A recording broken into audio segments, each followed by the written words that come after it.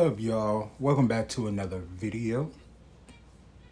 If you are not subscribed to this channel, please take the time, if you like, to subscribe.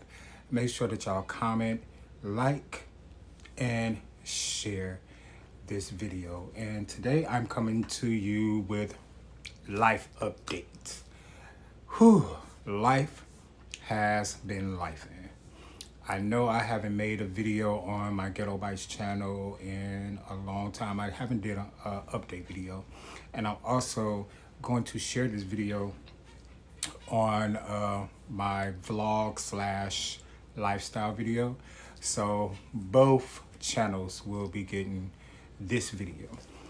But I just wanted to start off and say thank you guys. Thank you guys for your prayers. Thank you guys for well wishes. Thank you guys for everything that y'all have done. And if y'all hear them birds in the background, those are my ghetto birds. Yes, they're ghetto. Every time I have something to say, they got something to say. So please bear with them because they're gonna be throughout the whole video. I'm just gonna tell you the truth. They're gonna be throughout the whole video. Well, I guess we'll start with my weight loss. I still am thin, as you can see. I'm down to 190 pounds.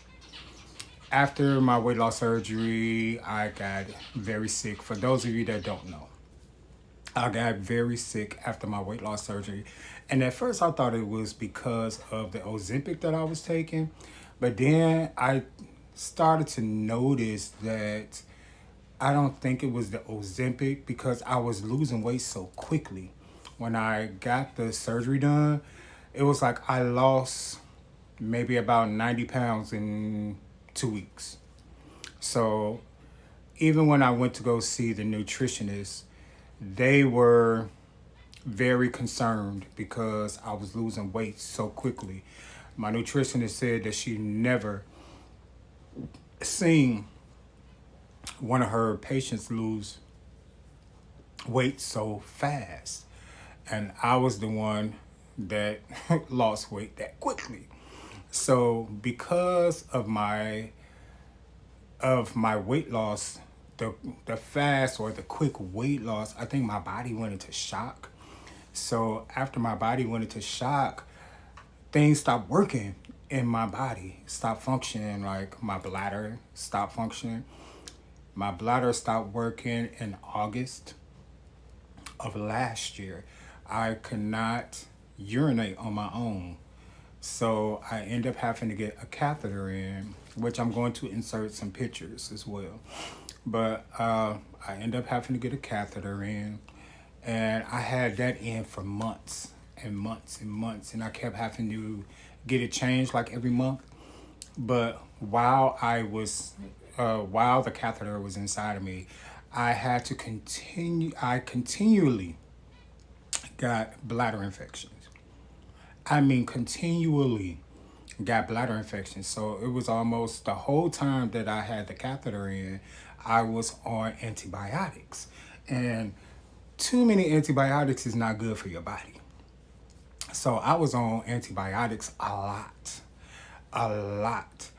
So finally, in February of this year, I got a surgery and I got the catheter, which is called a SuperPube, put into my belly button. I'll show a picture here. I got that tube put into my belly, so it wasn't in my private area anymore. Thank God, because for you being a man and you getting that catheter changed, it don't feel good. It's not a good feeling. Now, I don't know how it is for a woman, but I know for a man, it don't feel good. It don't feel good, baby. It don't feel good.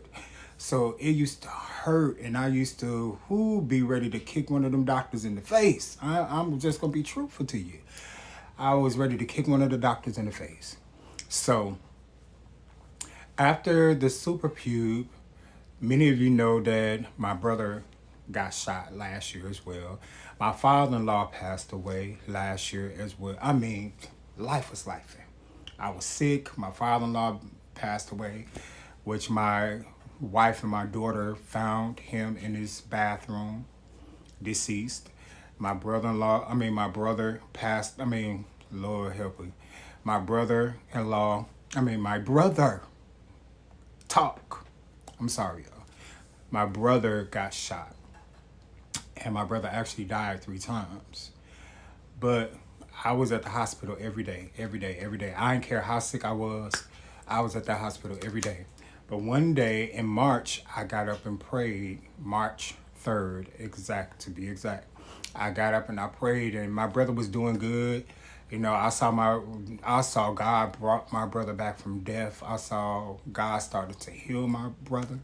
So I got up and I prayed and I asked God, I just told God, like, Lord, I saw you bring my brother back from death. I I am witnessing before my very eyes you healing my brother. And I'm asking you to heal my bladder. And I got up and I went to church. I went to church. And then after church, because I was helping take care of him, after church, I went back to my sister's house to check on my brother. And I had to use the bathroom. So I went into my sister's house. I used the bathroom. I sat down to use the bathroom because I had to do a number two. I know that's too much information, but I sat down to use the bathroom, and all of a sudden, I peed on my own. It came out, so I had to call the urologist because I kept peeing. Every time I would go to the bathroom and sit on the toilet, it would come out of my private area like it's supposed to. And I called the urologist, and she had me to keep like a urinary diary is what it's called. So I kept track of everything, how many times I peed, how much I peed. You know, I had to keep track of the volume of urine and all of these other things. So it came to like late March, early April. I gave them back the diary, and they decided to take the super pube out. And when they took the super pube out, I've been peeing, urinating on my own ever since. So I am so happy about that. I am so happy about that. And whew, that story there, or that testimony there, is so mind blowing to me because the number 3 biblically means deliverance. And I prayed that prayer in the 3rd month on the 3rd day. And then next thing you know, God delivered me. So I was happy about that. And then many of you know also that I got in some trouble last year. I was facing 17 years in prison as well. And when I went to court and got sentenced, they actually gave me 3 years of probation. So I've been doing good while on probation. You know, I've been through maybe about 3 or 4 probation officers, but this one I got is pretty cool. She is a woman of God, her and her husband. All we do is talk about God all the time. But this month I went to go see her, and they did like a surprise drop, you know, where you had to drop urine. And from me telling that story about me not being able to urinate just on the drop of a dime, you know, I had to let them know that I'm not able to urinate that quickly like that. You know, so they had to count it as a positive test because I couldn't produce urine. So she told me that next month when I go see her that they're going to drop me. So I have to make preparations when I see her so I'll be able to urinate. You know, so I've been doing community service. I had to do 50 hours of community service. I had to stay out of trouble. And those of you that know me know I'm not no troublemaker. I don't start trouble. But one thing I can say, I want to tell you guys, don't ever, ever, ever, ever let anybody have power over you. I don't care what it is. Don't let nobody have power over you. And that's exactly what I did. I allowed words and I allowed people's attitude and all of these things to have precedence over me. And it caused me to act out of character. And me acting out of character almost landed me in prison for 17 years.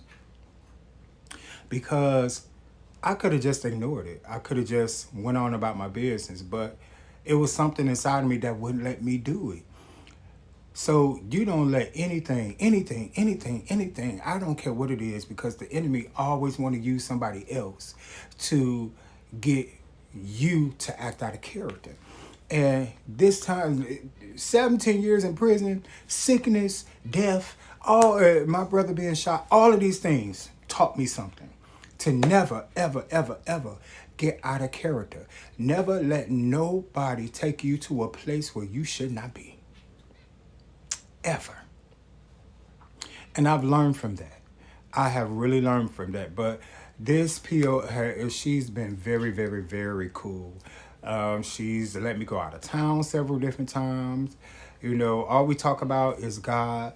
So I'm doing pretty good on that. And then today, after church, you know, I've been watching my son.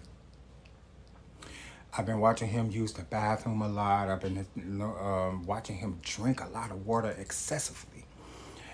And I know the signs of drinking a lot of water and using the bathroom, nonstop, this, that, and the other. So I've just been watching and watching and watching, and I've been trying to prevent this from happening.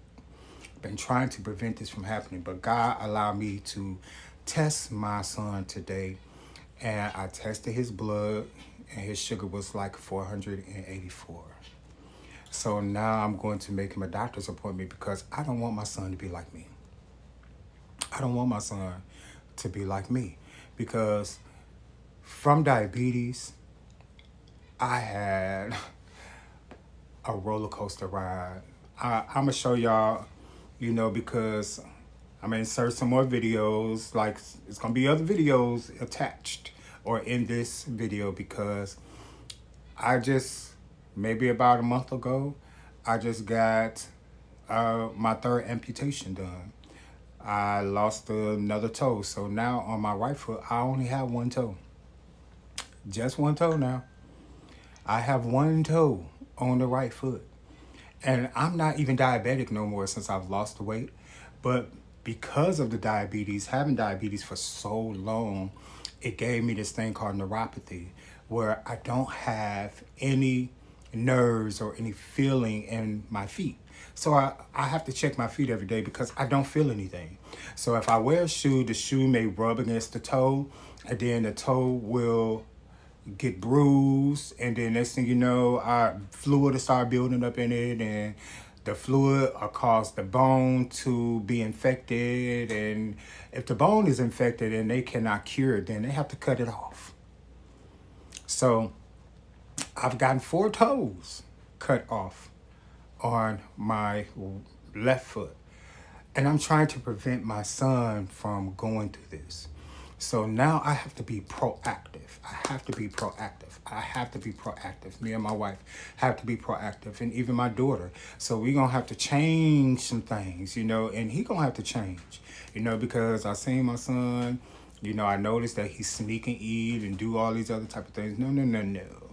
No, we going to cut that out, because I'm not going to lose my son to diabetes. I mean, my mother is a diabetic. My aunt is a diabetic. My cousin is a diabetic.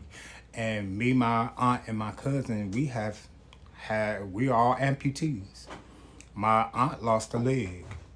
My cousin lost all his toes on his left foot and 2 toes on the right. So his foot looked like this. My foot looked like this. This is my foot. So I'm just going to tell you something. I just thank God for allowing me to still be here, but there's certain things that I regret. I regret when I found out that I was diabetic, that I did not take care of myself like I should have. I regret that I continue to keep smoking and drinking and doing all those other things that I shouldn't have not been doing. I regret overeating. Every time I turned around, I was had something in my mouth. I was a mukbanger. And I still do a little bit of mukbanging on TikTok sometimes. Y'all can follow me on TikTok. I have a channel called Church Boy Eats. But I eat a small amount of food. I don't eat big, massive amounts of food anymore. I don't do food challenges and all those other things that I used to do.